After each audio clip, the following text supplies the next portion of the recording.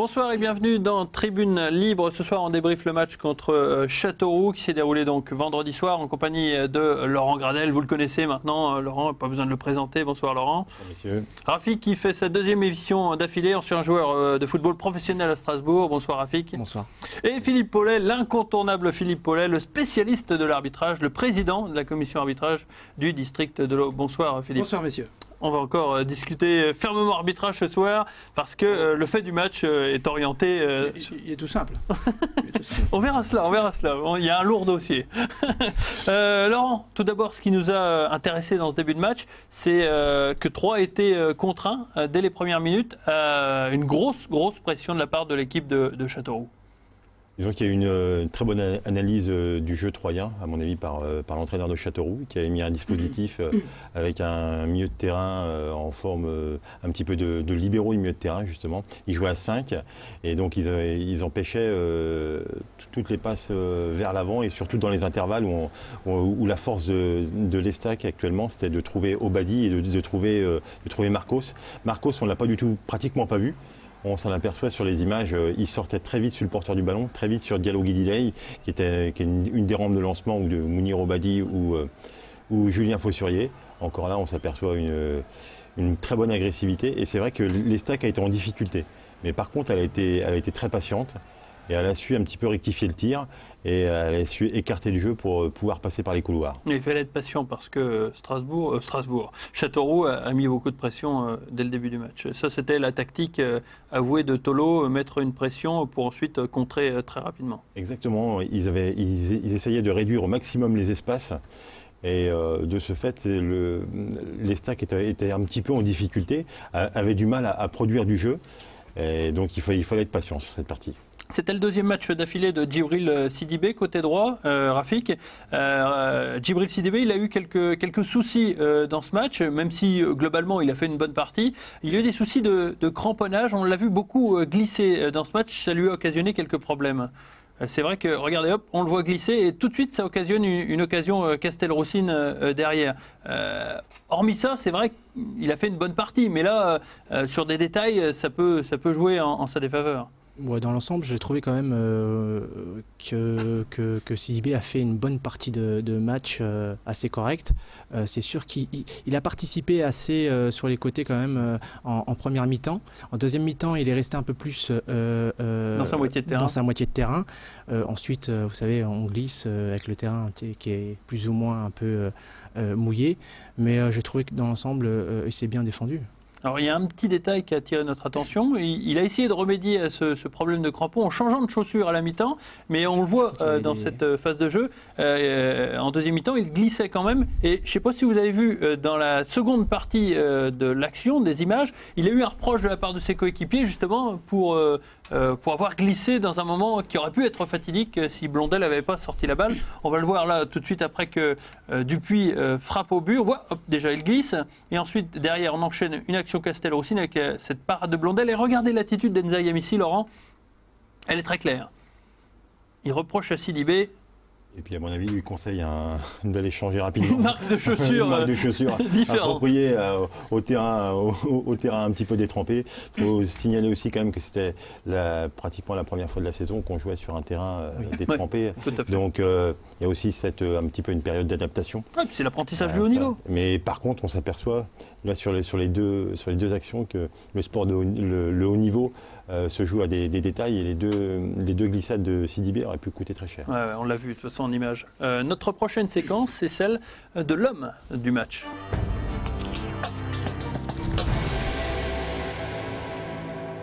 Hasard ou pas, encore Olivier Blondel. Rafik, on ne pouvait pas faire autrement. Olivier Blondel a été décisif. Oui, très décisif, surtout sur la deuxième mi-temps. Je l'ai trouvé très bon. L'Estac a reculé en deuxième mi-temps et là j'ai trouvé un gardien qui a rassuré ses défenseurs et du coup qui a rassuré un peu l'équipe. Comme à Grenoble, c'est l'homme qu'il faut au moment donné, au moment où l'Estac est le moins bien.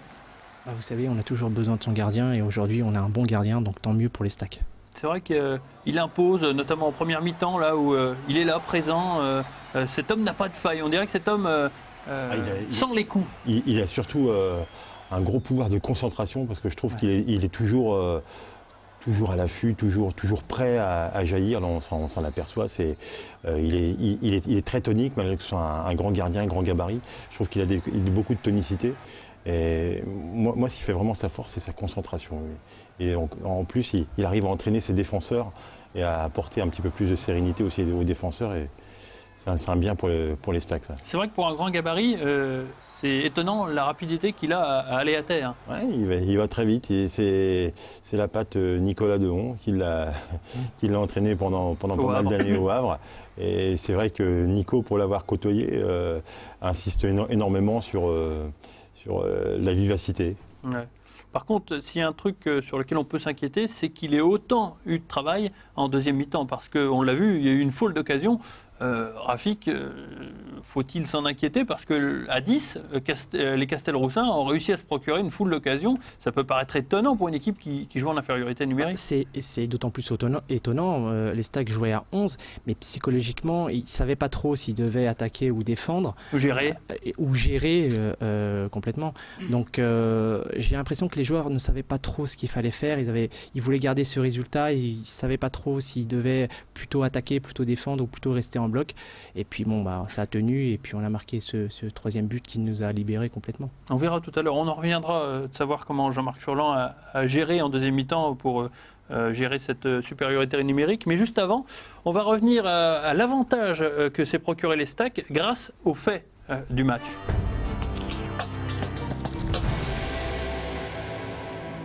Et là, je me tourne vers l'œil de lynx de Philippe Paulet parce que s'il y a quelque chose qui a joué en faveur de Stacks, c'est dans cette première mi-temps l'intervention de M. Giusy, l'arbitre, qui peut paraître surprenante. On va regarder en image, Philippe, et vous allez nous expliquer ce qui s'est passé parce que c'est pas bien clair. Hein. C'est-à-dire que là, on voit bien le jeu repart. Hein, et alors déjà dans les tribunes, on va se dire mais qu'est-ce qui se passe? Bon, on voit l'arbitre qui va vers le point de pénalty, on se dit l'arbitre est tombé sur la tête, on ne sait pas trop ce qui s'est passé. Bon, alors quand on va revoir les images... on s'aperçoit déjà qu'il consulte son jeu de touche. Parce que c'est l'arbitre assistant qui a appelé M. Giusy automatiquement, puisque le jeu repartait. Hein. Alors, c'est vrai que c'est un fait qui est pas commun. Hein. Pourquoi? Alors, regardez, on voit les images, naturellement, donc le joueur tombe à terre, et là, vous voyez, il met une claque sur la tête. Voilà.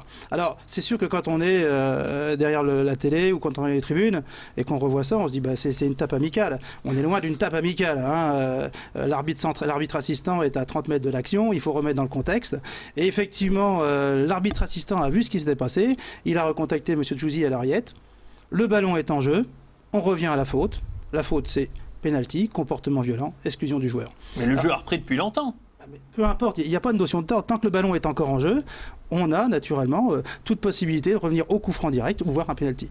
Mais voilà. Il n'a même pas hésité, il n'est pas allé voir son jeu de touche d'abord, il a tout de suite désigné le point de pénalty. Parce que justement, c'est la technique c'est l'oreillette, hein, ils se sont parlé, il a dit voilà, il y a un comportement violent dans la surface de réparation, et M. Giusy n'a pas hésité. Comportement violent dans la surface de réparation, c'est pénalty, et puis après l'exclusion. Alors c'est vrai qu'après le joueur peut très bien se défendre, mais il n'y a pas, c'est caractérisé, il n'y a pas de graduation dans le comportement violent, et là il y a un comportement violent. Alors, comportement violent, c'est peut-être un petit peu exagéré. C'est le mot, c'est dans les lois du jeu, c'est le comportement violent. D'accord, j'avais oublié que vous étiez très règlement. Voilà, c'est le comportement violent.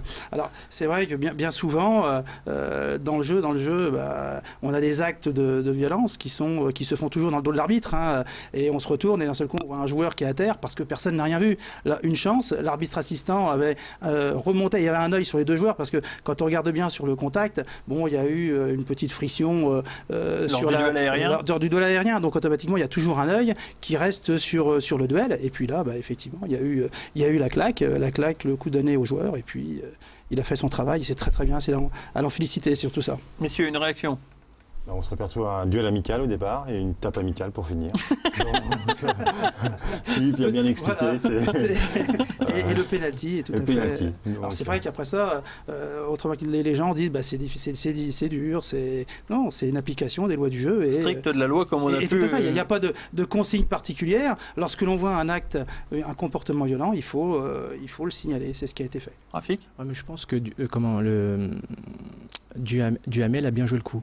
Ouais. Parce que au départ, il a une petite faute sur lui. Je veux dire, on le pousse, il tombe au sol, il réagit pas, il dit rien, il se relève, il essaye de se relever, du moins, on lui met une claque. L'arbitre assistant le voit. tant mieux, l'arbitre siffle, c'est le règlement, donc tant mieux pour lui. Il s'est pas levé, il n'a pas voulu réagir, si vous voulez, au défenseur Castelroussin qui a voulu le provoquer. Donc, alors après, effectivement, l'arbitre assistant sait très bien faire la différence entre un comportement violent et puis la petite claque, allez, excuse-moi, on repart. C'est deux choses bien différentes, comme on a essayé de le faire passer. Donc là, on voit bien la claque, on sait tout, il repasse, et puis après, on assume son geste, et puis c'est l'exclusion, quoi. Hein. Alors, naturellement, le penalty, il est toujours sous réserve de l'avantage. Hein. Et si le jeu avait été arrêté, eh bien, on revenait naturellement sur l'exclusion, sanction administrative, et on aurait repris le jeu par l'arrêt consécutif. L'expulsion de M. Cordonnier. Voilà. Merci pour nous avoir éclairé sur ce fait de jeu, mais donc ça a donné l'avantage à l'Estac, puisque l'Estac a marqué un deuxième but grâce à ce penalty de Marcos. Ensuite, dans cette deuxième mi-temps, Jean-Marc Furlan essaye de se sortir de cette situation où, on l'a vu il y a quelques instants, Châteauroux se procure des occasions même en infériorité numérique. Pour ça, il décide de faire une chose, Laurent, laquelle ? Donc c'est vrai que l'Estac subissait le jeu, hein. Il y avait un peu plus d'agressivité, Châteauroux jouait un peu plus haut. Ils abusaient un peu plus de grands ballons sur Dupuis, et donc à partir de ce moment-là, Jean-Marc Furlan a essayé de sortir Diallo Guidilei dans un premier temps pour faire rentrer Claudio Beauvu, apporter une solution offensive supplémentaire en essayant de faire reculer justement le jeu Castelroussin. Donc ça n'a pas marché. Il a tenté une deuxième fois en faisant sortir Mounir Obadi pour faire rentrer Bezas. Donc toujours pareil, essayer d'occuper les couloirs, empêcher justement ses défenseurs de monter. Et donc malheureusement, ça n'a pas fonctionné vraiment comme je pense Jean-Marc Furlan l'espérait.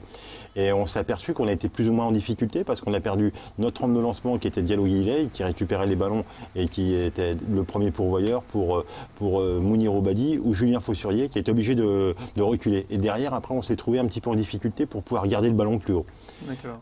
Donc c'est vrai que le troisième but était bienvenu, même s'il était dans le temps additionnel. Ouais. Ça a quand même été une libération pour tout le monde. Ouais. Avant cela, il y a eu le but de Castelroussin, Rafik. Et là, ce qu'on peut dire, c'est que la défense troyenne, elle n'est pas exempte de tout reproche, puisque la Fourcade, pour inscrire ce but, c'est un petit peu baladé dans la défense. Hein. Oui, on voit bien pas mal de petites erreurs des défenseurs troyens. Là, on voit bien que le défenseur s'arrête. Et donc la Fourcade marque le but sur le côté. On aurait tendance à dire que le défenseur aurait pu au moins un défenseur. Au moins un défenseur aurait pu sortir sur ce joueur Castelroussin pour un peu l'enfermer sur le côté. Bon, vous savez, c'est sur les dernières minutes. Oui, heureusement, il est inscrit dans les 10 dernières minutes, donc ça laissait du temps, très peu de temps au Castelroussin pour revenir au score. Heureusement, Bettiol est arrivé. On a voulu finir avec Grégory Bettiol parce que ce qu'il a fait est tout bonnement incroyable pour sa sortie. Il a voulu courir et ça marchait. On sent un garçon qui a une énorme envie de jouer. Hein. Là, sur ces images-là, il fait un taureau, quoi, ce qu'on appelle. Donc il court partout, il essaye de justement empêcher la relance. Son travail est payant puisqu'on récupère le ballon.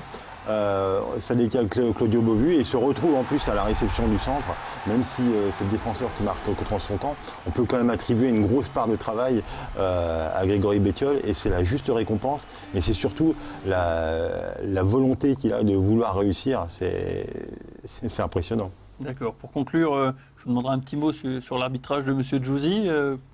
Étant donné que M. Djouzi est un ami de M. Paulet, il a des amis partout, M. Paulet. On apprécie quand même Philippe parce qu'il a vraiment un œil éclairé et ça nous apporte beaucoup. Donc c'est du cas école et qui peut servir justement dans toutes les divisions, hein, où justement le jour où on a un arbitre assistant qui signale quelque chose, de ne pas se dire tiens il n'a pas le droit, quoi. Voilà. Surtout quand le ballon est en jeu. Bon, c'était quelle règle celle-là? On a eu droit à la 13-02. Non, on l'a laissé passer parce que sinon après ça on est perdu. J'ai vu au stand du football amateur, tout le monde est venu en disant oui la circulaire de 2006. Non, je préfère qu'on arrête. Voilà.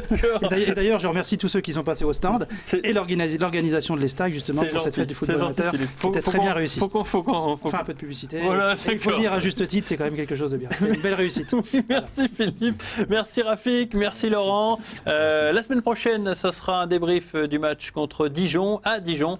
Donc à lundi prochain pour un nouveau numéro de Tribune Libre. À très bientôt. Au revoir.